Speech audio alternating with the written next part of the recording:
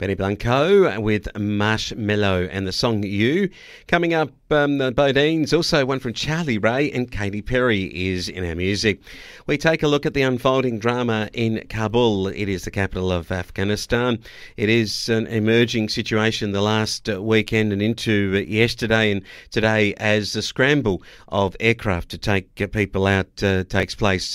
Not only embassy officials, the foreign nationals, but also some of the Afghanis that actually were part of the forces that were trying to keep what was a stable country until the Taliban have retaken it, with the Americans and the Australians and others getting out of Afghanistan. And Rikki Lambert's joined me. The circumstances we've seen, Rikki, on our television screens, the situations where people are clamouring to get on a plane, and even those have fallen from the sky as planes have taken off. A horrific situation. Yeah, I'm seeing this stuff coming across the Flow News 24 news desk, and it is traumatic to see after 20 years of involvement in Afghanistan for Australia what's happening there. And we'll mention support for our veterans in a little while, but because it is really important and good to see our government's backing them in. But the tragedy that's unfolding in Afghanistan and how avoidable it was, it's really hard to see, hard to watch, and I really hope that we can do the best we can for the people that did in good faith help and serve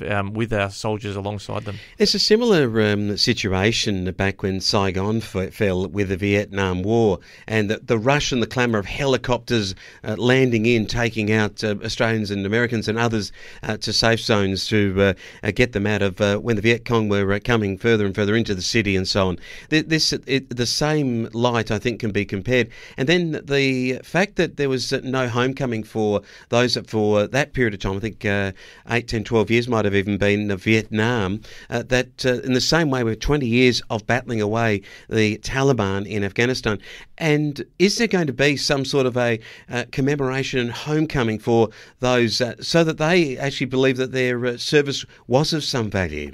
Well, I doubt that, Wayne. I'm sad to say. I think from a Flow point of view, we're very grateful for the service of our veterans that have been and served in Afghanistan in very difficult circumstances, and they've suffered a lot as a result of that service, and we honour them. I think people are right to be angry with some global leaders in relation to this. Joe Biden actually nominated September 11, would you believe, as the date they wanted to mark their full withdrawal from Afghanistan. To see the horrific footage we've seen overnight, and it is reminiscent of what happened in September 11. I just think Biden has really made a bad call here. I know that he wants to limit anger in America about continual casualties in Afghanistan from the American forces, but now that's being transferred into some horrific things that are happening, not only from for American citizens and others that are involved in Afghanistan, even concerned the Chinese can't get their people out. Well, the Chinese are saying quite clearly to the US that their foreign policy has failed, and they're sending a whole range of messages about war and force in the understanding of the cultural situation is something that the Americans should learn.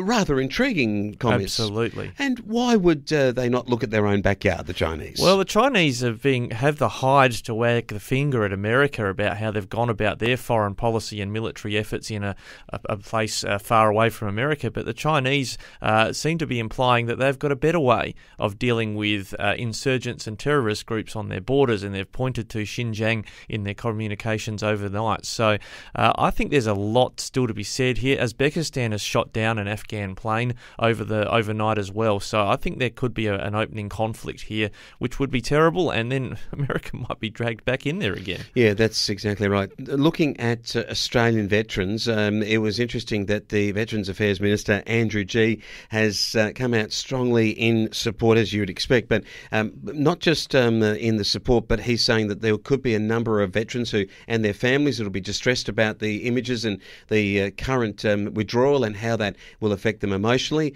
and he had this to say. This is a distressing time for many of our Defence Force personnel and veterans who served our nation in Afghanistan with courage, dignity and honour, and made such a significant contribution to the Allied military effort. We must never forget the 41 Australians who made the ultimate sacrifice for our country. Australia owes a great debt of gratitude to all of our veterans who served with distinction, and over the last 20 years our nation has been unwavering in the fight against terrorism in Afghanistan. I understand that many of those who served Australia in Afghanistan may feel frustrated, concerned and distressed at what is unfolding there. My primary concern is the well-being of all of our veterans, defence personnel, both at home and abroad, and also their families. I've asked the Department of Veterans Affairs to contact the families of ADF members who lost their lives in Afghanistan, as well as any veterans the department is aware of who could suffer adversely as a result of what is currently happening in Afghanistan. I encourage anyone who's served there to reach out to support services available to them and their families if they need it.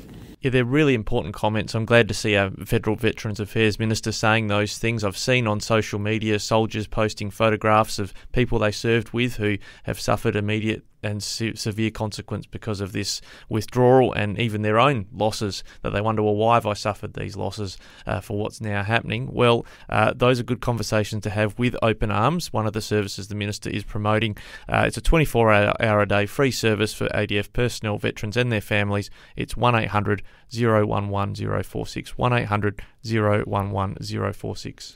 And those that are distressed about the scenes and things they're seeing, Lifeline is 13114 for any further distress that others may be going through at the moment. And good to hear the Veterans Affairs Minister, Andrew Gee, pointing those numbers out for us today.